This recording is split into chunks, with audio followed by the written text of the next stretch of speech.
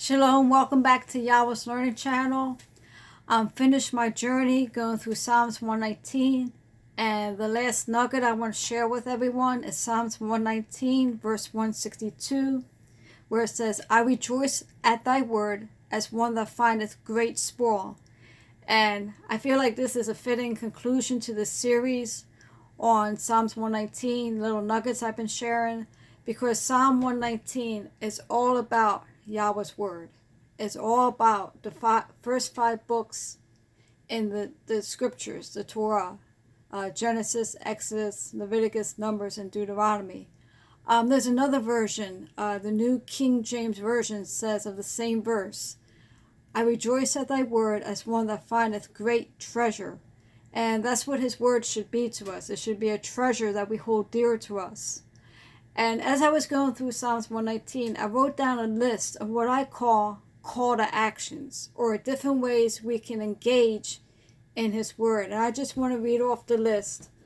As I was going through Psalm 119, I noticed that the psalmist encouraged us to walk in his law, to keep his testimonies, to take heed to his word, to hide his word in our hearts. And these are different ways, different actions, different ways of engaging in his word, to declare his judgments, to rejoice in his testimonies, to respect his ways, to meditate in his precepts. And time again, as I was going through Psalm 119, the psalmist encouraged us to meditate in his word, to delight in his statutes, to talk of his wondrous works, to choose the truth,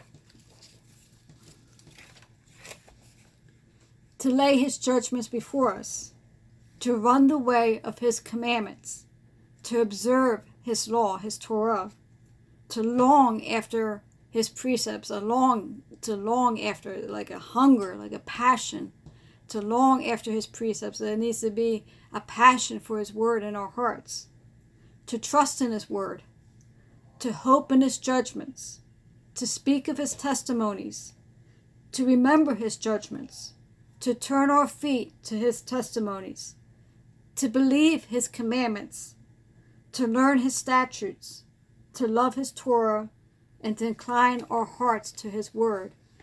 And we need to apply these to our walk with Yahweh. Prayer is so important, but also getting his word into our hearts is so vital, so important in these days that we're living in. There's so many promises in his word to encourage us and to strengthen us. And as the times become more wicked and more evil, there's so much wickedness and so much evil in the world that we need even more to get his word in our hearts. We don't know what's going to happen in the future. We don't know if the scriptures are going to be taken away from us.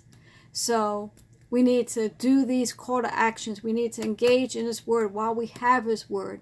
There's different places around the world where they still don't have copies of the scriptures. My husband and myself went one time to a service, and we were hearing how, I forget where it was in the world, but this place in the world, they didn't even have a copy of the scriptures. They just had this radio where they listened to the scriptures, and that was their only access to Yahweh's word that they had. So we are blessed, so blessed here in the United States of America. We have the word of Yahweh on our phones. We have the word of Yahweh on our computers. We have the traditional, the books. We have so many Bible devotions. And there's other places in the world where they don't have that access. They don't have that privilege of accessing his word and reading his word.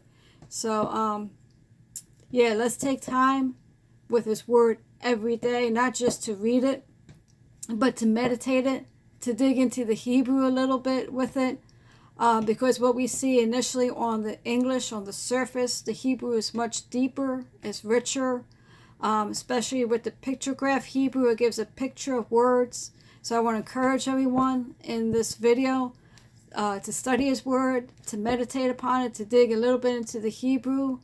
The Hebrew is not necessary for salvation, but it gives us a more understanding of what Yahweh is saying through his word. So if this video has encouraged you, give it a thumbs up, share it on Facebook, share it on social media, And Yahweh bless you. Shalom.